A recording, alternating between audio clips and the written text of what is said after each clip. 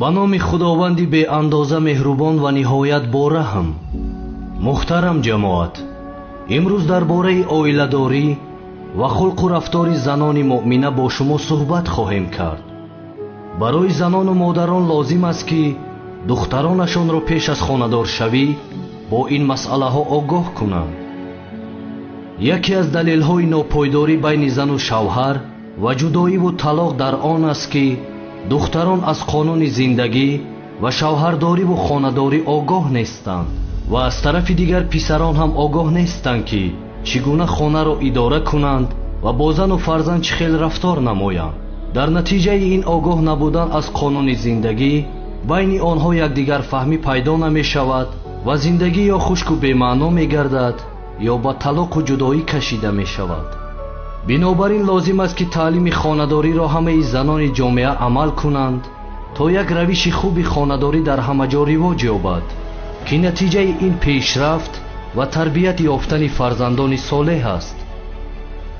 расули акрам саллаллоҳу алайҳи ва олиҳи васалам фармуданд: беҳтарин занони шумо касоне ҳастанд ки дорои ин сифатҳо бошанд: некиҳову зебоиҳои худро нисбат ба шавҳараш намоён кунад, аз номаҳрамон худро нигаҳ дорад, нисбат ба шавҳараш фурӯтам ва меҳрубон бошад, бо ҳаёву покдоман бошад, гуфтаҳои шавҳарро гӯш кунад ва дастуроташро итоат намояд ва ҳар вақт бо шавҳараш танҳо шуд, ҳар қадар ки хоҳад ӯро комёб кунад.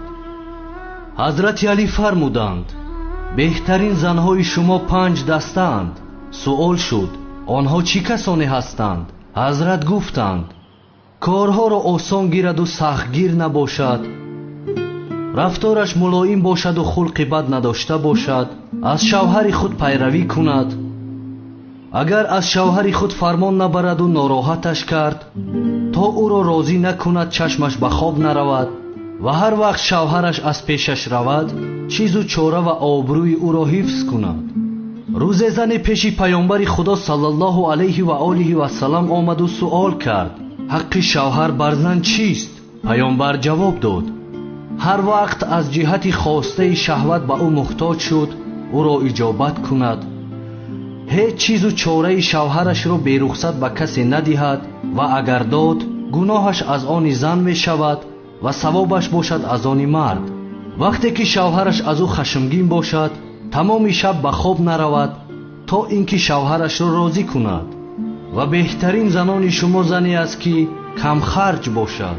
расули акрам саллаллоҳу алайҳи ва олиҳи васалам дар ҳадисе фармудаанд: беҳтарин занони шумо зане аст ки худро хушбу кунад ва дар пухтани хӯрок маҳорат дошта бошад ва миёнаравиро аз даст надиҳад.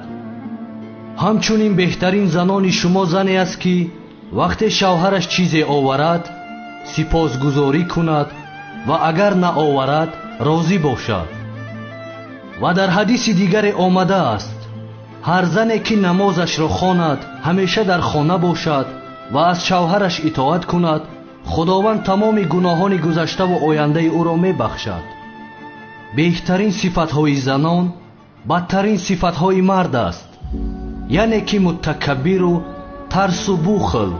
агар зан муттакаббир бошад, таслими ғайри шавҳараш намешавад ва агар бахил бошад, амволи шавҳарашро нигаҳдорӣ мекунад ва агар тарс дошта бошад, аз ҳар пешомаде хавф дорад ва ҳатман ба доми ҳар шикорчие намеафтад.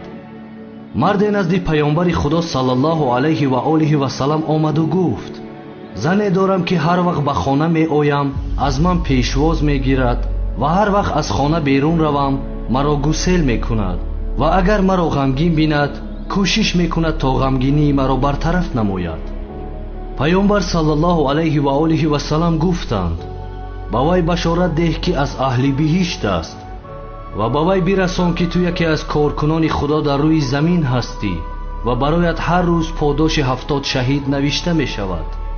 хулосаи масъаларо инчунин баён мекунам: падар, модар, бо огоҳӣ зиндагии худро пеш баред ва фарзандони худро хуб тарбият намоед ва ба ҷомеа тавҳил диҳед ки пешрафту тараққии ҳар ҷомеа дар натиҷаи огоҳӣ аз қонун ва тарбияти некӯ аст.